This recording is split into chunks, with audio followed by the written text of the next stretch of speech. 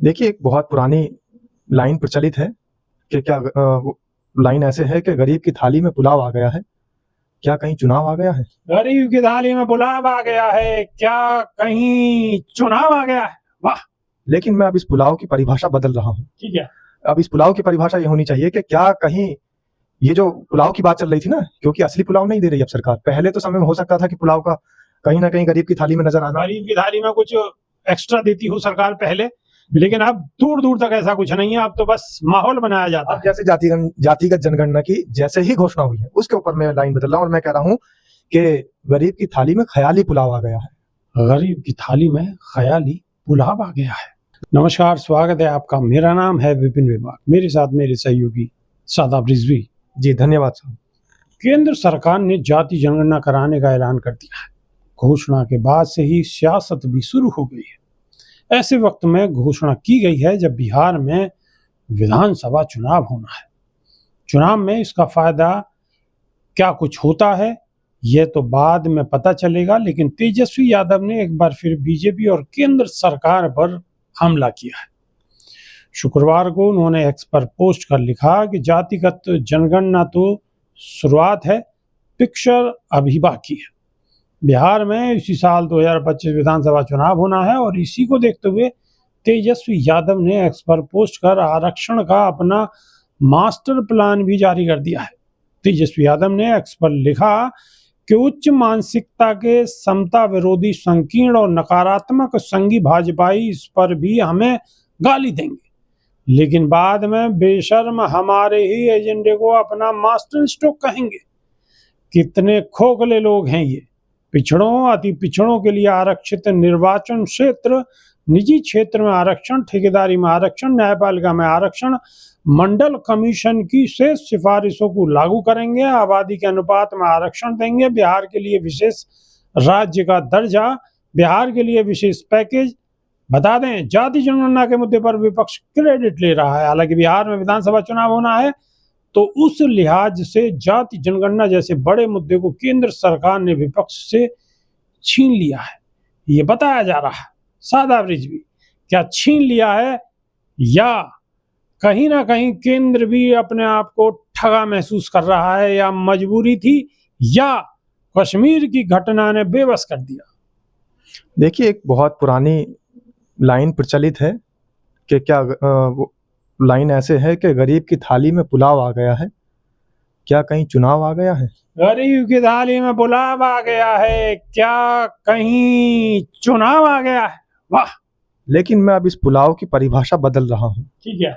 अब इस पुलाव की परिभाषा ये होनी चाहिए कि क्या कहीं ये जो पुलाव की बात चल रही थी ना, क्योंकि असली पुलाव नहीं दे रही अब सरकार। पहले तो समय में हो सकता था कि पुलाव का कहीं ना कहीं गरीब की थाली में नजर आना। गरीब की थाली में कुछ एक्स्ट्रा देती हो सरकार पहले, लेकिन अब दूर दूर तक ऐसा कुछ नहीं है। अब तो बस माहौल बनाया जाता है। अब जैसे जातिगत जनगणना की जैसे ही घोषणा हुई है, उसके ऊपर मैं लाइन बदल रहा हूँ और मैं कह रहा हूँ कि गरीब की थाली में ख्याली पुलाव आ गया है। गरीब की थाली में ख्याली पुलाव आ गया है। लगता है बिहार में चुनाव आ गया है। लगता है नहीं, बिहार में चुनाव ही आ गया है। बिल्कुल। तो इसलिए अब ये ख्याली पुलाव जो गरीब की थाली में इन्होंने परोसा है, और जातिगत जनगणना जो कि बहुत पुराना मुद्दा है, विपक्षी सारी पार्टियां इस मुद्दे को उठाती चली आ रही हैं और चीख चीख के संसद से लेकर सड़कों तक ये बार बार वो आंदोलनरत रही है और अपनी मुहिम का हिस्सा इसको बनाए रखे हुए है कि जातिगत जनगणना इस देश में होनी बहुत जरूरी है। आखिर चुनाव के समय और पहलगाम, आपको शायद अभी याद होगा, लोग तो भूल गए हैं। लोग इसलिए भूल गए हैं क्योंकि न्यूज चैनल्स ने इतने बम फेंक दिए पाकिस्तान के ऊपर, इतने बम फेंक दिए, पाकिस्तान को नेस्तनाबूद कर दिया। सबसे पहले तो न्यूज चैनलों की जांच होनी चाहिए कि इनके पास इतने बम आ कहां से रहे हैं जो डेली बम फेंक दे रहे हैं। राफेल फ्रांस से आया नहीं, और नोएडा के सेक्टर 16 से फ्रांस से। लेकिन शादाब रिजवी, अब तो एंकर्स को भी बड़ी प्रॉब्लम हो रही है। अब तो जो एंकर्स हैं बड़े बड़े चैनल की, कहीं ना कहीं जाति जनगणना पर उनकी बोलती बंद है, बड़ी सोच समझ कर बोल रही है। अब दोष किसे दें? देखिए, टीवी रोड की हवेलियों से बोलने वाली एंकराइन सिर्फ और सिर्फ सत्ताधारी पार्टी के पक्ष की और चाटुकारिता की बात करती है। अब जब चाटुकारिता करते करते एक ऐसा समय आ जाए कि आप क्या बोलें ये सोचने पर मजबूर होना पड़े, तो समझ लीजिए कि अब आपके पास बोलने को कुछ बचा नहीं है। तो ये टीवी रोड की हवेलियों की कहानियां तो खैर बहुत बड़ी है, और टीवी रोड की हवेलियों की कहानी अगर मैं छेड़ूं तो आपकी वीडियोस का समय ज्यादा हो जाएगा। मैं तो सिर्फ इस बात पर, इस मुद्दे पर ध्यान आकर्षित करना चाहता हूं जनता का। आखिर जातिगत जनगणना का इस समय एकदम से घोषणा कर देना, तो कहीं ये साजिश तो नहीं है कि पहलगाम हमले को कहीं ना कहीं लोगों के दिमाग से हटाया जाए, पाकिस्तान से बदला लेने की बातों को लोगों के दिमाग से निकाल दिया जाए। विपक्ष पार्टी को, जो कि पहलगाम पहलगाम और ये कह रही थी कि हम देश के साथ खड़े हैं, हम भारतीय जनता पार्टी के साथ खड़े हैं, हम सरकार के साथ खड़े हैं, अब वो ये सुर ना बोलकर जातीय जनगणना में लग जाए। अब तो सिर्फ बयान जो आएंगे जातिगत जनगणना के मतलब लिए कहीं ना कहीं आप ये कहना चाह मामले रहे को हैं, डाइवर्ट करने की कोशिश की जा रही कहीं ना कहीं आप ये कहना चाह रहे हैं कि जो पहलगाम हमला है, पहलगाम में जो हमारे लोगों को शहीद किया गया है, तो उससे ध्यान हटाने के लिए सरकार का ये नया एक शिगुफा है जो सरकार ने जाति जनगणना के रूप में आगे बढ़ा दिया है। लेकिन शायद ये भूल गए कि हमें जातिगत जनगणना तो चाहिए थी, देश को जातिगत जनगणना की जरूरत तो थी ही, लेकिन हमें अपने कश्मीर की भी जरूरत है। और कश्मीर कौन सा वाला, जो चाइना ने ले रखा है और जो पाकिस्तान ने ले रखा है। पाक ऑक्युपाइड कश्मीर, बिल्कुल, दोनों कश्मीर जो हमारे हैं, हमें वो भी चाहिए। देश की जनता इस जातिगत जनगणना के चक्कर में कश्मीर नहीं भूल सकती।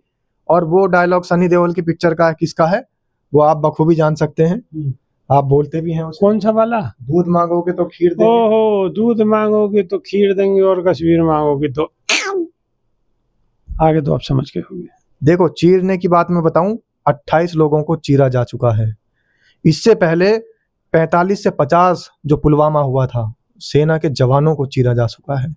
तो ये चीर फाड़ हम करा चुके हैं, अपने देश के लोगों को, अपने देश के सेना के जवानों का बलिदान हम दे चुके हैं। अब और बलिदान नहीं देंगे। अब हमें रिजल्ट चाहिए, हमें अपना कश्मीर वापस चाहिए। कश्मीर वापस आना ही चाहिए और कश्मीर की मांग होनी ही चाहिए। और 56 इंची प्रधानमंत्री को हमने क्यों चुना है, आपने क्यों चुना है? लाल आंखें दिखाएं, आप लाल आंख दिखाओ या 56 पीली इंची आंख छाती दिखाओ या कुछ भी करो, लेकिन हमें कश्मीर चाहिए। हम ये नहीं कह रहे कि पाकिस्तान को नक्शे से मिटा दो, अरे वो तो खुद मिट जाएगा। जिस देश का खुद अस्तित्व ना हो, ऐसे टुच्चे देश को हम ये नहीं कह रहे हैं कि आप उसे मिटा दो। हम तो सिर्फ ये कह रहे हैं हमें अपना कश्मीर वापस चाहिए, पाकिस्तान जाए ऐसी की तैसी में। तो दोस्तों, आपकी इस विषय पर क्या राय है, जरा कमेंट के माध्यम से बताइए, हमें इंतजार है। अभी के लिए सिर्फ इतना ही, नई वीडियो में फिर रूबरू होंगे। बहुत बहुत शुक्रिया, नमस्कार, धन्यवाद साहब।